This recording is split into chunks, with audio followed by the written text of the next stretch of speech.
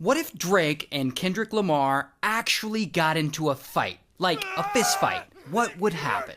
Well, let's say it's the night of the Grammys, and Drake is hanging out backstage with a bunch of awards he just won. And suddenly, Kendrick Lamar and his crew walk by. And these two have been rap beefing for a while now. So they lock eyes, and it's on. Drake stands up, and he's like a foot taller than Kendrick. He's just towering over him. And he's like, I heard you was talking trash. And Kendrick's like, what you gonna do, Canadian Diddy? And then Drake shoves Kendrick real hard, and Kendrick drops a bunch of his Grammys to the floor. And Drake points at him, and he laughs. And then Kendrick gets mad, and he picks up a Grammy, and he flings it across the room. And pow, it pings Drake in the forehead. And so then Drake gets mad, and he throws one of his Grammys back. And soon they're in like a snowball fight with these little golden statues.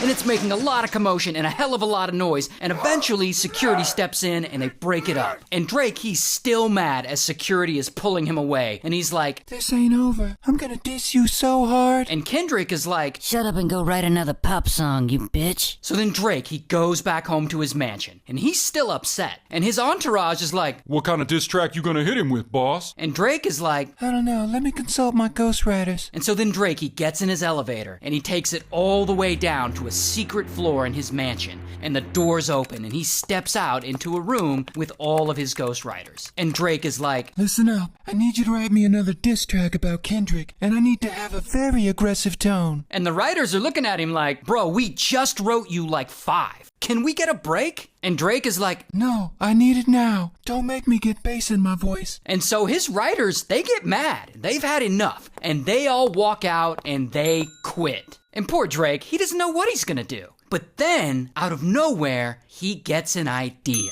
An idea for the greatest stunt he's ever gonna pull. So he contacts a middleman, someone who knows Kendrick personally. And Drake explains to him his whole plan in detail. And so then middleman, he goes to Kendrick and he tells him what Drake's plan is. And then Kendrick holds a press conference, something he's never done before. And he gets up in front of everyone and he makes this big announcement. Me and Drake have agreed to meet up. We're gonna fight. No bodyguards jumping in, no weapons, just a good old-fashioned street fight. And this, of course, makes the news. And the internet hears about it and it just explodes. And people are freaking out like, oh snap, Drake and Kendrick, they're actually gonna fight. This could be crazy. And people start placing sports bets on it. Vegas has odds on it. It is a huge deal. And so Drake and Kendrick, they get to work and they start training. And Kendrick starts sparring with the Lucky Charms mascot because, you know, he's got to fight someone his own size. And Drake enrolls in a women's self-defense class. They are really taking this seriously. And during all this, Drake goes and he hires some new writers. And he releases not a single diss track, but a whole diss album about Kendrick. And it blows the fuck up. While Kendrick, he writes 2 diss tracks himself, and they both go #1, and both of them, Drake and Kendrick, they end up making millions off of this beef. More money than either of them have ever made in their entire lives. But then, in the middle of all this, Drake suddenly hits up a member of his entourage, and he tells him, hey, I'm gonna need you to get a message out to my fans. If I get in trouble in this fight, and I give the signal, I need the fans to jump in and just start swinging. And his entourage is like, well, what's the signal, boss? And Drake is like, the signal is when I go, and Drake's entourage is like, all right, I'll let the fans know. Meanwhile, Kendrick is over here talking to his crew. Hey, go tell the fans that if anyone else jumps in the fight, y'all jump in too. And Kendrick's crew is like, All right. And then, 6 months later, the big day finally comes. Fight Day. And Drake rented out a public park for the day so they can have the space all to themselves, and literally tens of thousands of people show up.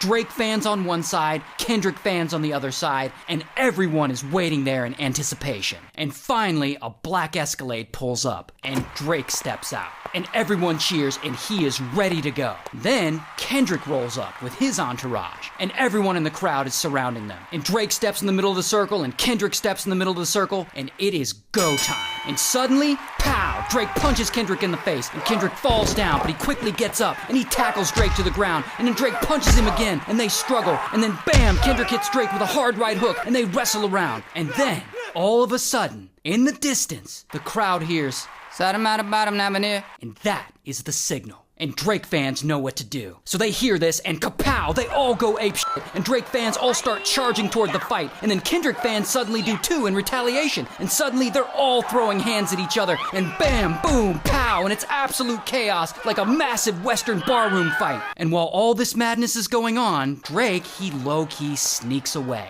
And he climbs into the back of his Escalade. And his chauffeur hauls ass and drives him out of there. And Kendrick, he low-key does the same thing. And they each flee the park, leaving tens of thousands of fans behind fighting one another. Until police eventually show up and they start making arrests. And as Drake is sitting there comfortably in the back of his Escalade, suddenly his phone rings. And he picks it up and it's Kendrick. And Kendrick says, It worked, brother. Oh, and by the way, congrats on that #1 album. and Drake is like, Let's do it again sometime. Oh, I gotta go. I gotta go pick up my girlfriend from detention.